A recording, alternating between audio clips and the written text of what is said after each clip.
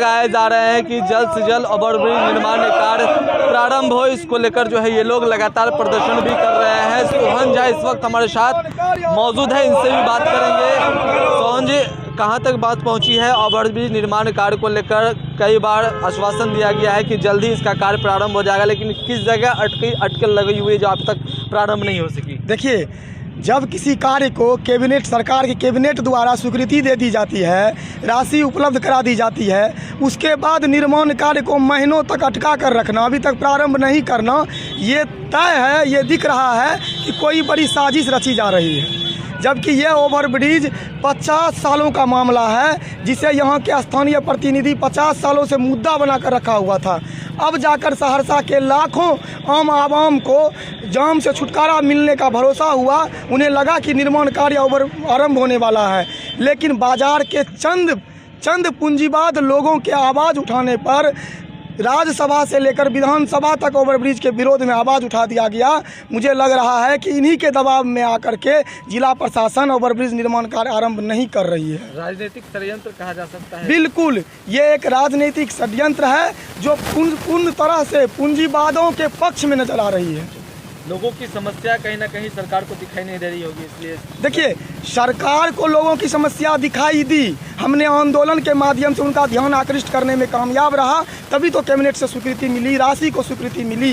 लेकिन वर्तमान में जिस विपक्ष का, सरकार के विपक्ष का काम होना चाहिए कि वो सरकार के विरोध, आम जनमानस के फायदे के लिए आवाज़ उठाए, उस विपक्ष ने राजद के राज्यसभा सांसद से लेकर विधानसभा सदस्य तक सहरसा के आम जनमानस के विरोध में, ओवरब्रिज निर्माण के विरोध में अपनी बातों को रखा है, जिसके दबाव में आकर स्थानीय प्रशासन निर्माण कार्य आरंभ नहीं कर रही है।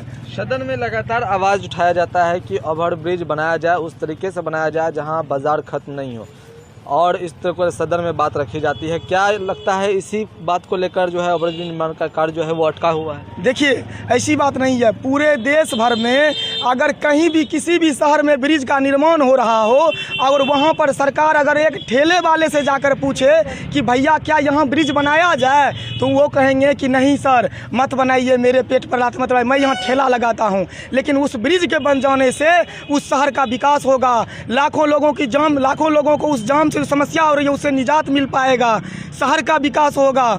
लेकिन सरकार कहीं भी पूछने जाती है नहीं। तो यहाँ फिर सहरसा में ब्रिज निर्माण क्षेत्र में चंद पूंजीवाद दुकानदार हैं, उनसे पूछकर ब्रिज बनाने की जरूरत है क्या?